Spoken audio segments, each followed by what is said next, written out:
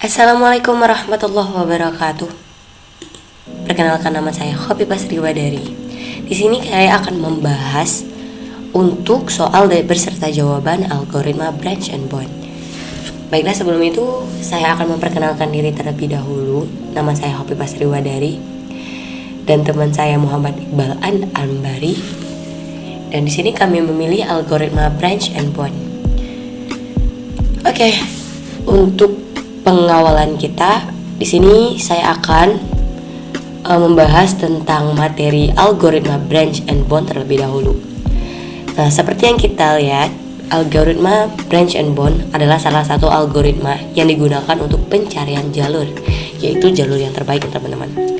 Nah, contoh yang dibahas kali ini yaitu mengenai pencarian jalur melalui titik dengan biaya terendah atau dengan jarak terdekat.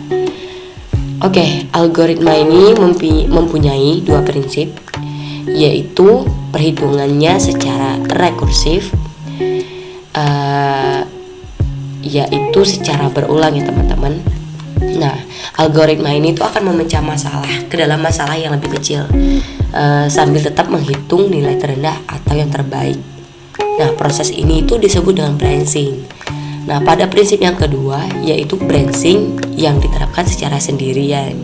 Nah, hasilnya proses itu akan tetap mencari setiap kemungkinan yang ada.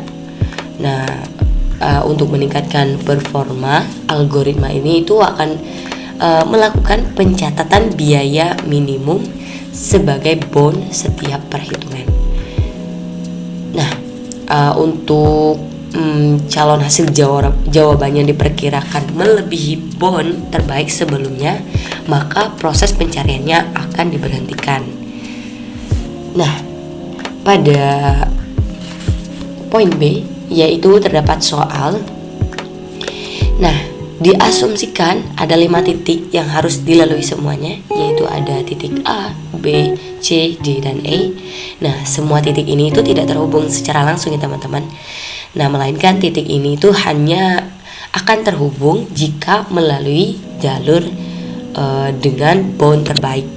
Nah, maka jalur yang harus diambil untuk mengelilingi semua titik yang ada yaitu dengan melalui jalur yang terbaik atau dengan biaya yang terendah. Nah, kita asumsikan data jalurnya yaitu seperti di bawah ini. Ada titik A ke titik B yaitu dengan jarak 10 atau dengan biaya 10. Dari titik A ke titik E yaitu 11.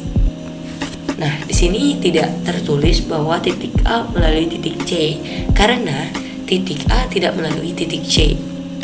Di sini artinya bahwa setiap titik A, B, C, dan D, E ini A tidak akan melalui titik C. Nah, jadi kemungkinan pencarian tidak akan melalui titik A ke C. Oke, kita lanjut, yaitu ada titik B ke A yaitu 12, ada titik B ke C yaitu 20, titik B ke D ada 6, dan seterusnya teman-teman. Nah, next. Nah, kita ilustrasikan pada tabel titik yang di atas, yaitu ada sebagai berikut. Dari titik A ke B itu ada 10 seperti yang di tabel tadi. Dari titik B ke A itu ada 12. Nah, seperti yang kita lihat, A dan C itu tidak melalui titik yang terhubung, tidak terdapat garis penghubung. Artinya A ke C kemungkinan tidak akan dilalui. Oke, kita next. Nah, di sini kami telah mencari jalur ataupun proses pencarian jalur terbaik menggunakan algoritma branch and bond, yaitu dengan pemrograman bahasa C++ yang dikompil melalui pemrograman DevC++, yaitu dengan software DevC++. Oke, algoritma branch and bond ini yaitu pencarian jalur yang melalui semua titik dengan biaya terendah, diasumsikan dengan 5 titik yang harus dilalui semuanya, yaitu titik A, B, C, D, dan E. Nah, semua titik ini tidak terhubung secara langsung ya teman-teman, melainkan kita harus mencarinya terlebih dahulu dengan jalur yang terbaik atau dengan bound terendah. Nah, jumlah titik di sini ada 5. Nah, kita akan memulai proses pencariannya, yaitu ditemukan jalur titik A, titik B, titik E, titik C, dan titik D, yaitu dengan bound 41. Nah, bound 41 ini, dengan nilai 41 ini kita akan simpan terlebih dahulu untuk membandingkan dengan hasil bound selanjutnya. Nah, selanjutnya yaitu ada jalur A, B, E, D, dan terdapat tanda at, artinya pencarian dihentikan karena diperkirakan bound pada titik ini akan lebih besar pada bound sebelumnya, yaitu akan melebihi dari nilai 41. Nah, selanjutnya itu ada jalur AE dan at itu diberhentikan karena seperti yang saya bilang sebelumnya bahwa bound ini diperkirakan melebihi bound terbaik yang kita cari sebelumnya. Nah, di sini ditemukan jalur titik B, titik A, titik E, C, dan D dengan biaya terendah. Kenapa ini diteruskan? Karena pada dari B titik A ke titik E dan C itu diperkirakan nilainya masih di bawah bound terbaik, yaitu masih kurang dari 41.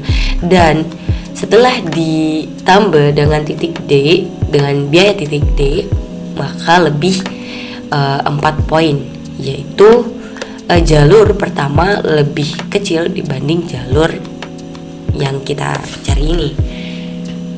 Nah, jalur B, A, E, D, dan F itu dihentikan perhitungannya teman-teman, karena biayanya itu memiliki total 47, artinya telah melebihi bound terbaik sebelumnya. Oke.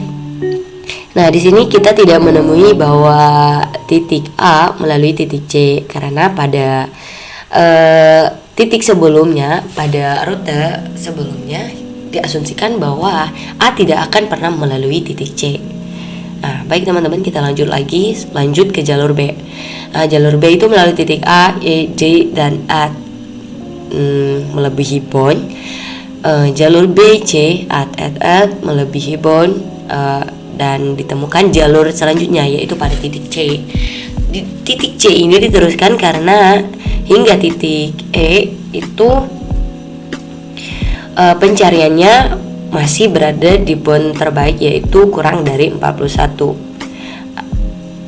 Nah, ketika ditambahkan D, maka biayanya itu lebih dari bound yang pertama, yaitu 41 berbanding dengan 51. Otomatis 41 lebih kecil ya teman-teman.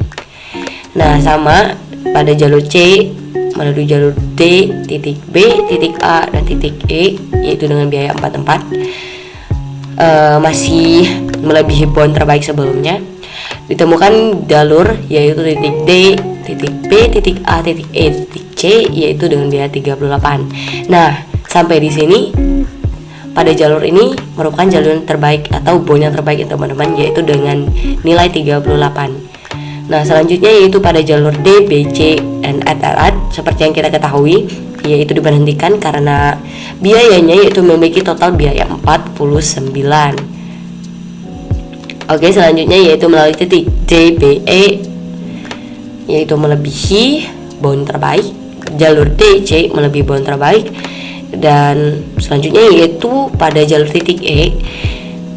Titik E ini melalui titik E, titik C, titik D, titik B, dan titik A dengan biaya 41. Ini sama seperti jalur sebelumnya teman, yang pertama kali kita cari jalur terbaik sebelum 38, dan ketemu dengan 38 ini berada di titik D, B, A, E, dan C, merupakan jalur terbaik dengan bound yang terbaik pada saat ini. Nah, selanjutnya yaitu ED. Nah, dan berakhirlah perhitungan dan pencarian untuk bound yang terbaik dan ataupun pencarian rute terdekat. Nah, baiklah, jadi seperti yang kita ketahui bahwa jalur terbaik atau bound terbaik jatuh kepada titik D, titik B, melalui titik A, melalui titik E, dan C, yaitu dengan bound biaya 38. Baiklah, next. Nah, jadi inilah graf ataupun titik penghubung di antara kelima titik tersebut. Baiklah teman-teman, cukup sekian pembahasan dari kami. Apabila terdapat kesalahan, kami mohon maaf. Kepada Allah kami mohon ampun. Kami akhiri, wabillahi taufiq wal hidayah. Wassalamualaikum warahmatullahi wabarakatuh.